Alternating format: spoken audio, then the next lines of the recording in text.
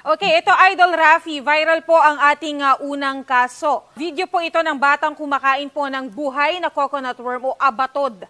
Marami din pong naging basher ang magulang ng bata kaya nais silang humingi ng tulong na makiusap sa netizens na tigilan na po ang pambabatikos sa kanila. Panoorin po natin ulit ang video.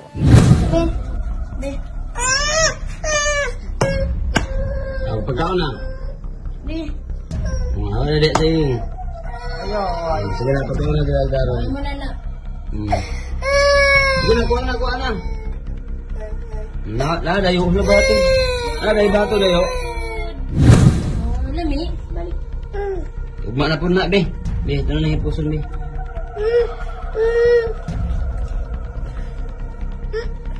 Be, puson na, be. Hala! Ha? Sayang! Be, puson na ito na, be.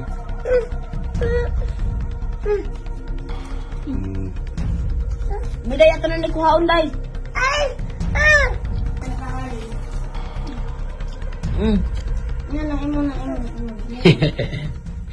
Kitang sarap na sarap po ang bata sa uod, nagalit at umiyak pa siya nang subukang agawin sa kanya yung kinakain niya, Idol. Diyan sa video, sinasabi ng mga magulang, ng tatay, masarap ba? Ayaw niya ibigay kasi para sa kanya, pagkain niya at nasasarapan siya. In fact, meron pang part dyan, later on, sinishare niya yung uod doon sa kanyang mga kapatid. Alright. Now, para sa kalaman na marami, yung kinakain ng bata is coconut worm. Kung tawagin ay dung dua. Pronunciation yan is dung dua. Sa Vietnam, yan po isang delicacy. It's considered as invertebrate. Tulad po ng mga insekto, tulad ng sea urchin, tulad ng crabs, lobsters. Yan po ay nakakain. Okay? Now, ang tanong lang, yung ba yung tinatawag yung uod, yung mga nagbabash, mga basher, was she forced to eat that worm against her will? If so, then meron kayong karapatan na i-bash yung magulang. Pero kung yan ay pinapakain sa bata sapagkat yan ay part ng kanilang diet and gusto ng batang kainin yun at nakikita naman natin sa video, sarap na sarap yung bata, then I don't see anything wrong. At edible naman talaga yan. That is protein. Sa ibang bansa, yan po ay kapalit ng mga karne. In fact, high in protein yan. At much healthier pa. Much healthier kaysa sa karne ng baka, karne ng baboy, kung protein rin lang ang pag-uusapan. So, doon po sa mga nagbabash sa magulang ng bata, please stop.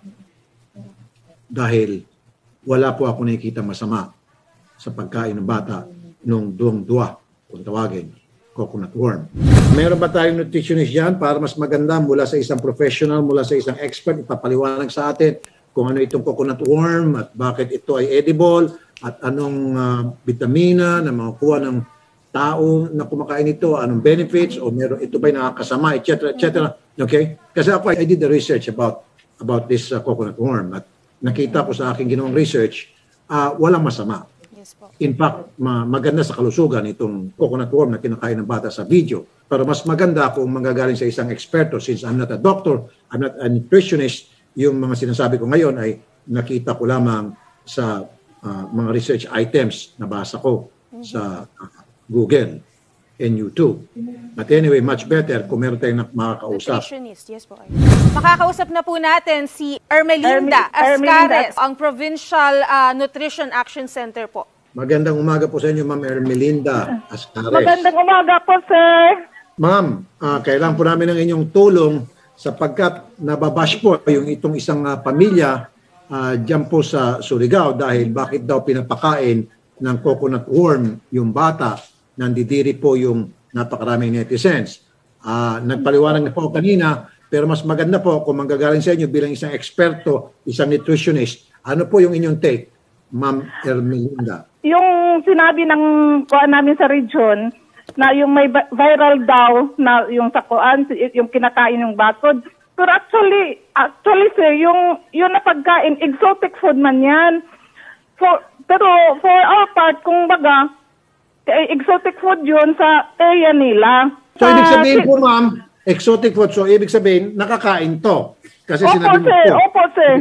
So, ito ho ba masama sa kalusugan o hindi? Hindi naman, sir, kasi yung sa safety, wala namang mortality cases na reported dyan dito sa Surigao del Sur. Okay. So, hindi. At plus, sabi mo, wala pang nagkaroon ng mortality sa pagkain yan. Okay. Very good. Opo, sir. So, would you recommend to other people dyan po sa Surigao na kainin itong dungdua coconut worm?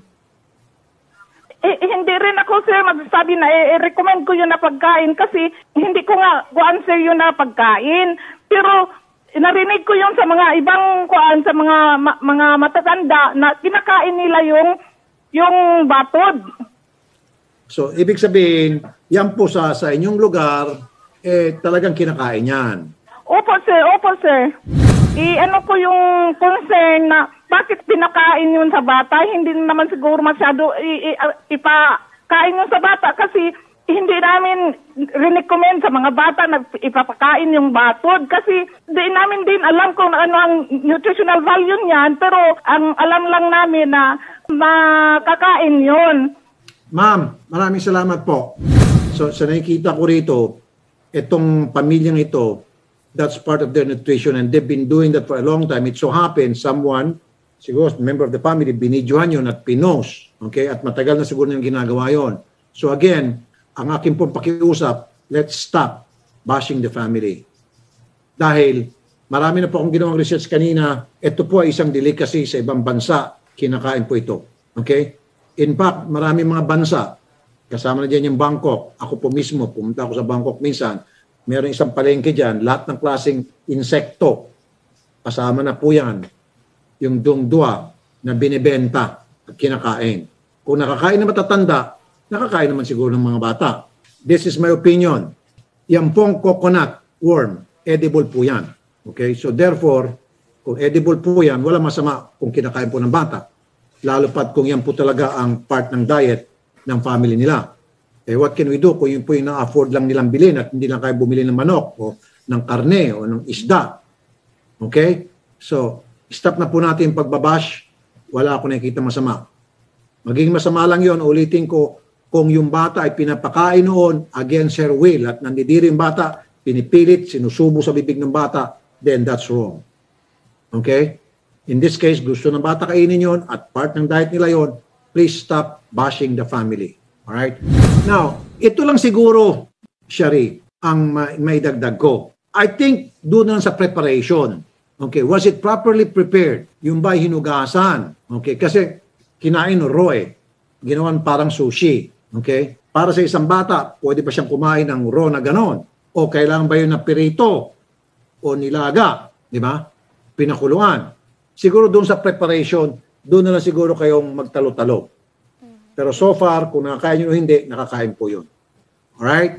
Itong ulo bonito yung kita lang ng robot.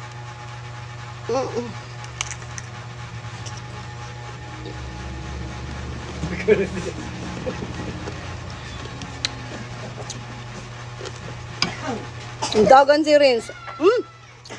Narinig ko, narinig tinaid ko. Ato kung ikaw nula man. Natagak na.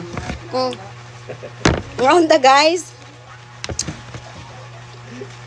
Kung sino magkakatawa Rins, bong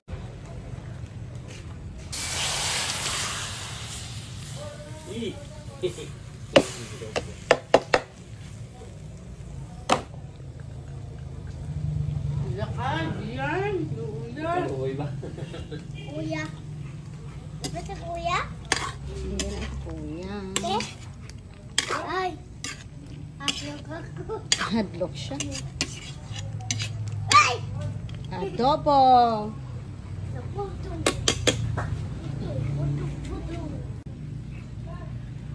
Tuanan sa bukin.